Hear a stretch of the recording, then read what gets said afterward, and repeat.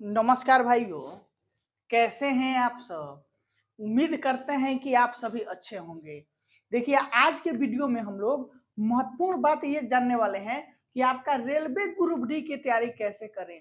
जो छात्र railway group D की तैयारी करना चाहते हैं तथा अपना स्कोर बेस्ट ऑफ बेस्ट करना चाहते हैं, क्योंकि आपका एग्जाम जो है नया भर्ती का उसमें कम से कम आपको समय मिलने जा रहा है, तो 6 महीना का टाइम मिलने जा रहा है।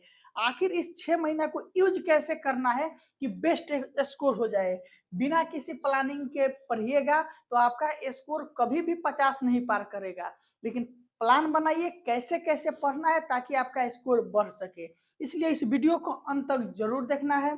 जो साथी मेरे नए होंगे वो चैनल को सब्सक्राइब जरूर कर लीजिएगा रेलवे में सफलता पाने के लिए। देखिए, रेलवे ग्रुप डी का उस तैयारी करने के लिए पैटर्न के साथ में हम आपको बताने वाले हैं रेलवे ग्रुप डी की तैयारी कैसे करें, साइंस कैसे पढ़ना है, मैथ कैसे, रीजनिंग कैसे पढ़ना है।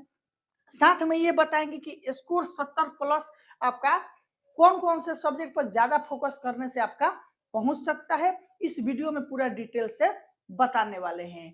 सबसे पहले उससे पहले देखिए कि इसके पैटर्न के बारे में कि आखिर ग्रुप डी के एग्जाम में कौन से सेक्शन से कितने क्वेश्चन पूछे जाते हैं, इसको एक झलक में देख लीजिए। इसमें टोटल आपका 100 क्वेश्चन रहता है। कितने? 100 क्वेश्चन रहता है। 100 क्वेश्चन आपका 100 अंक का रहता है। कितने अंक का रहता है? 100 क्वेश्चन आपका 100 अंक का पूछा जाता है। इसमें सबसे जो बड़ा चीज है वो है निगेटिव मार्किंग। निगेटिव मार्किंग 1/3 रहता है, यानी सब रेलवे में अगर कोई सबसे ज्यादा खतरनाक चीज है तो वो है निगेटिव मार्किंग। 1/3 है। टाइम आपको 90 मिनट का दिया जाता है। कितना? 90 मिनट का समय रहता है। अब आइए आपको साइंस कैसे पढ़ना है। सबसे पहले हम इस टॉपिक पर चलते हैं। कौन से आपका कि साइंस कैसे पढ़ना है। ठीक, देखिए पहले साइंस के बारे में बता रहे हैं। और देखिए, रेलवे ग्रुप डी में आपका जो साइंस है वो साइंस का महत्वपूर्ण भूमिका है।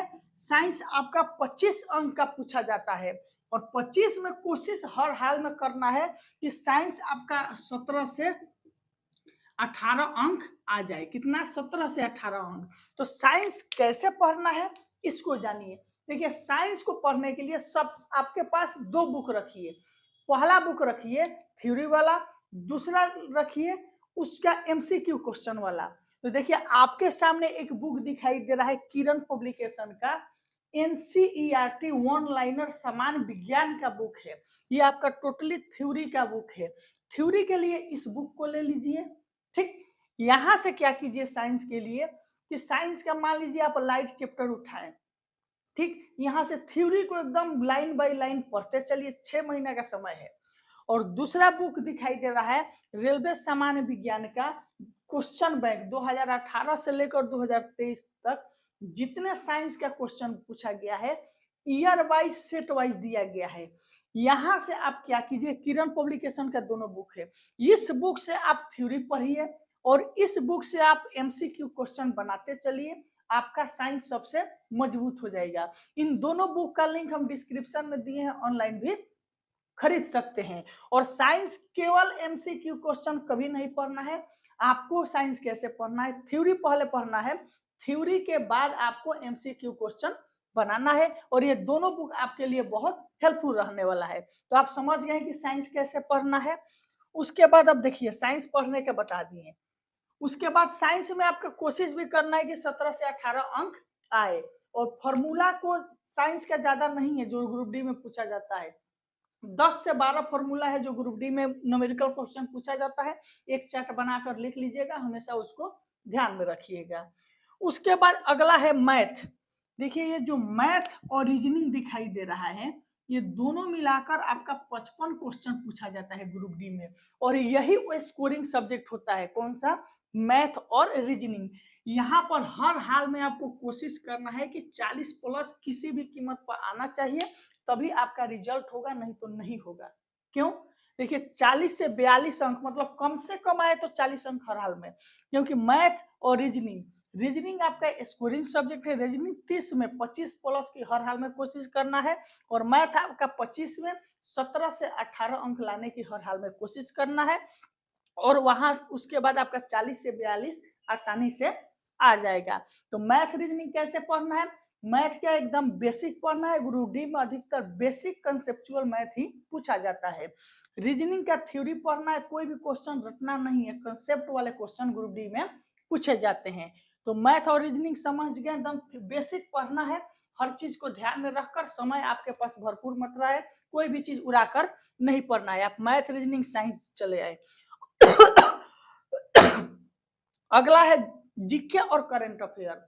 जीके और करंट अफेयर पर बहुत कम फोकस करना है।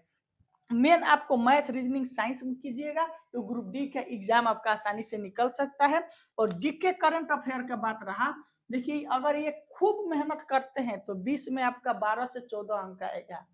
अगर नहीं बराबर भी मेहनत करते हैं तो 10 अंक आपका आसानी से आ जाएगा। अगर तो क्या करना है, 6 महीना के अंदर का करंट अफेयर देखते चलना है। कभी कल 1 घंटा मात्र इस पर समय देना है और मेन समय आपका जो है मैथ रीजनिंग साइंस पर आपको भरपूर मात्रा में दे देना है। तो आप समझ गए रेलवे ग्रुप डी की तैयारी कैसे करना है।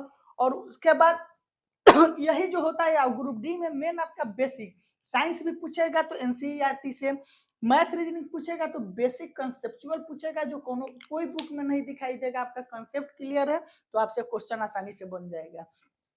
और जीके और करंट अफेयर तो पूछता ही है 20 क्वेश्चन में, जिसमें 10 आसानी से आप बना सकते हैं। तो ये हो गया आपको रेलवे ग्रुप डी की तैयारी कैसे करना है, साइंस कैसे पढ़ना है, मैथ रीजनिंग बता दिए। अगर इतना चीज को आप अच्छे ढंग से फॉलो कर लेते हैं, पालन कर लेते हैं, तो समझ जाइए कि आपका रिजल्ट स्कोर जो है 70 प्लस आसानी से जा सकता है। और ये जो 70 प्लस आपका स्कोर बता रहे हैं, ये स्कोर आपका रॉ मार्क से, यानी कि 100 में 70। और कोशिश ये करना है इससे हर हाल में बचना है। जो क्वेश्चन आपको नहीं आए वो कभी अभी से ही आदत डाल लीजिएगा कि उसको नहीं छूने का, क्योंकि रेलवे में जो निगेटिव मार्किंग है ये हर किसी को डुबा देता है। इसलिए निगेटिव से बचना है। अभी जो चीज आपको नहीं समझ में आए, मान लीजिए आप पढ़ने चले, धोनी का ही साइंस का टॉपिक आपको नहीं बन रहा है, तो धोनी का थ्योरी वाले बुक लेकर वहां से साइंस में उसको कंसेप्ट क्लियर करके फिर धोनी का जितने भी क्वेश्चन है उस सबको बना जाना है। ये नहीं कि धोनी नहीं बना तो उसको छोड़ दिए या उसको रट गए। जब भी आप रट लीजिएगा तो समझिए अगर साइंस मैथ ये सब रटना काम चालू कर दिए ग्रुप डी के लिए तो आपका रिजल्ट नहीं होगा।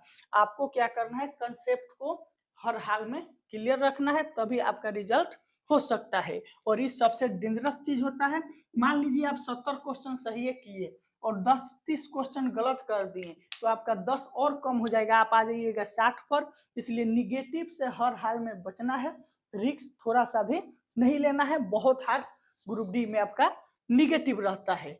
हम समझ चुके होंगे कि आप लोग समझ गए होंगे कि रेलवे ग्रुप डी का बेहतरीन ढंग से तैयारी कैसे करना है।